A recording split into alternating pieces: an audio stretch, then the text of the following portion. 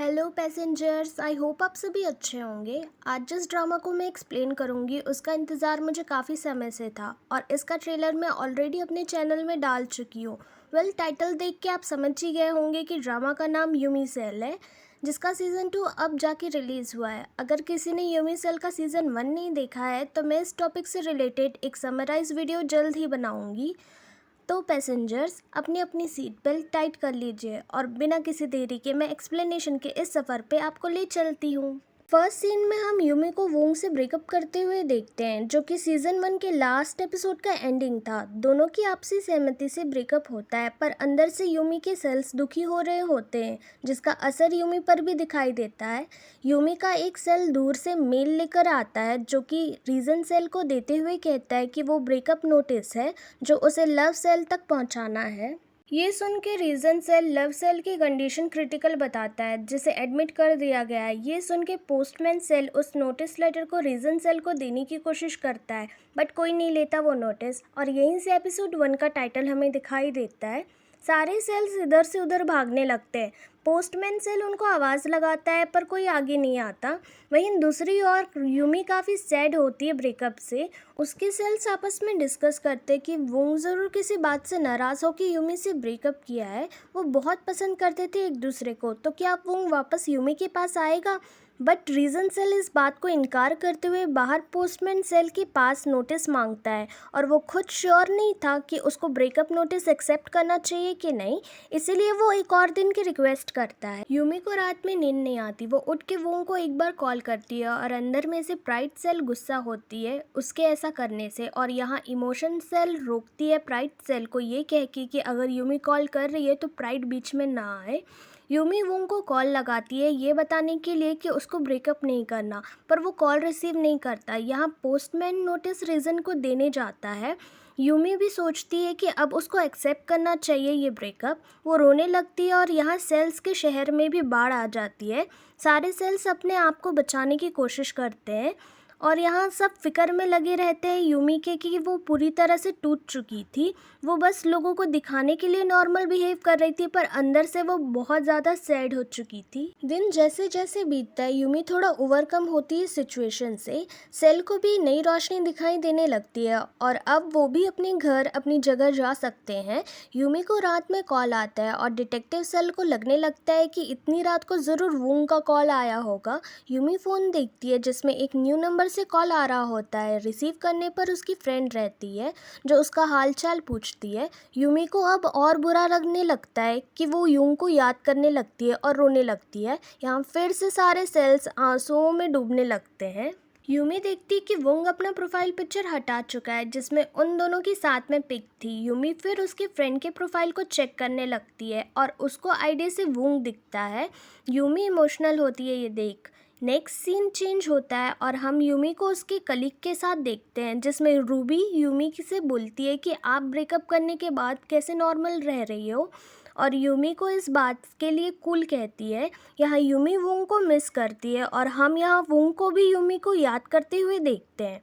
Next scene में Yumi को normal दिखाया गया है, बट वो अभी भी रात में सो नहीं पाती और उसको सफोकेशन होता है। कभी कभी फीवर भी आता है, बिकॉज़ वो इस ब्रेकअप से काफ़ी हद तक टूट चुकी थी और अभी तक निकल नहीं पा रही थी। उसके सेल्स उसे ठीक करने के लिए तरीके ढूंढते हैं। सारे सेल्स अपने अपने सजेशन देने लगते हैं। सबसे पहले हंगर सेल देता है तरीका कि उसको खूब टेस्टी खाना खाना चाहिए। यूमी ऐसा ही करती है, बट उसे कोई फ़ायदा नहीं होता। फिर फैशन सेल बहुत सारी शॉपिंग करने को कहती है। यूमी अब वो भी ट्राई करती है, बट ये भी काम नहीं आता। अब इमोशन सेल बोलती है कि यूमी को मूवी देखने जाना चाहिए। यूमी मूवी जाती है देखने जहाँ उसके आसपास के लोग एंजॉय करते हैं, बट वो नहीं करती। ये सभी आइडिया फेल हो जाता है। रीजन सेल गुस्सा हो जाता है सारे सेल्स पे, क्योंकि किसी का भी तरीका यूमी के मूड को ठीक नहीं कर पा रहा था। अब इमोशन सेल एक और आइडिया देती है, यूमी को ड्रिंक करना चाहिए। यूमी अब ड्रिंक करने लगती है। उसे कुछ हद तक ठीक लगने लगता है, बट वो फिर से वुंग को याद करके गाना गाने लगती है, उसको कभी किसी से लव नहीं करना। यूमी को ड्रिंक के बाद गाने का साइड इफ़ेक्ट होता है, पर ये बात रीज़न सेल को बाद में पता लगता है। यहाँ डिसिप्लिन सेल यूमी को चुप होने के लिए कहती है, क्योंकि यूमी ज़ोर ज़ोर से रात में गिटार बजा के गाना गा रही थी। वहाँ सेल्स की दुनिया में एक नया सेल होल में से निकलता है। वो सेल ट्रू इंटेंशन है, जिसको देख के बाकी सेल घबरा जाते हैं। यूमी वोंग को याद करके उसके फ्रेंड के आइडिया से स्टॉक करती है। उसको उसमें एक नई अपडेट वोंग की मिलती है, जिसमें वोंग काफ़ी हैप्पीली अपनी लाइफ एंजॉय कर रहा है। ये देख यूमी को बुरा लगता है, क्योंकि वो अभी तक अटकी हुई है उसकी याद में। नेक्स्ट सीन शिफ्ट होता है और हम यूमी के ऑफिस में काम करते हुए देखते हैं, जहाँ यू बाबी आता है। वैसे तो ड्रामा में यू बाबी नाम है उसका, बट यहाँ मैं उसको यू बॉबी बोलूँगी हिंदी वर्जन में। बॉबी ज़्यादा सूट करता है। बैक टू द सीन में आते हैं। बॉबी डिनर के लिए ऑफ़र करता है यूमी को। यूमी फिर वोंग के बारे में सोचती है कि वो कितना खुश है अपनी लाइफ में। ये सोच के उसको जेलसी होती है और वहाँ सेल्स की दुनिया में आग लगने लगती है। सेल्स सोचने लगते हैं कि यूमी का ध्यान एनी हाउ डाइवर्ट करना ही होगा, वरना वो सारे सेल्स ऐसे ही परेशान होते रहेंगे। इस तरफ बॉबी का कलीग उसे डिनर के लिए बोलता है। बॉबी यूमी को भी पूछने जाता है, पर तब तक यूमी घर चली जाती है। यहाँ यूमी वो सारी चीज़ें इकट्ठा करती है जो वोंग ने उसे दिया था, जैसे कि poster, T shirt and all, but वो सारी चीज़ें देख के पास्ट में ही खो जाती है। सेल्स भी यही सारे इमोशन में कंफ्यूज होते हैं कि क्या करना चाहिए उस गिफ्ट का। वो सारी चीज़ें कहीं ना कहीं यूमी के ही काम आ रहे थे, इसलिए वो फेंक नहीं पाती और उनको देख देख कर रोने लगती है बेचारी यूमी। उसी टाइम बॉबी का कॉल आता है, जो एक इम्पॉर्टेंट डॉक्यूमेंट के लिए यूमी को घर से बाहर मिलने को कहता है। यूमी इंतज़ार करती है।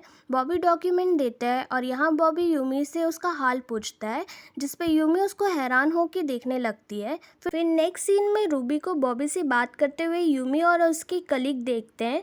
फिर वो तीनों एक कैफ़े में बैठकर बात करते हैं, जहाँ रूबी यूमी से पूछती है कि बॉबी कैसा इंसान है। यूमी और उसकी कलीग पूछते हैं रूबी से कि वो बॉबी के बारे में क्यों जानना चाहती, जिस पे रूबी ये सीक्रेट है ये कहती है। सेल्स की दुनिया में रीजन सेल बाकी सेल से पूछता है क्या उनके पास बॉबी से रिलेटेड कोई इन्फॉर्मेशन है क्या, जिस पे फैशन सेल रीजन सेल को वही छोटी सी विलेज के बारे में बताती है जहाँ यूमी जिन कामों में इंटरेस्ट रखती है वहाँ उनका ग्रुप बना है। रीजन सेल वहीं जाता है।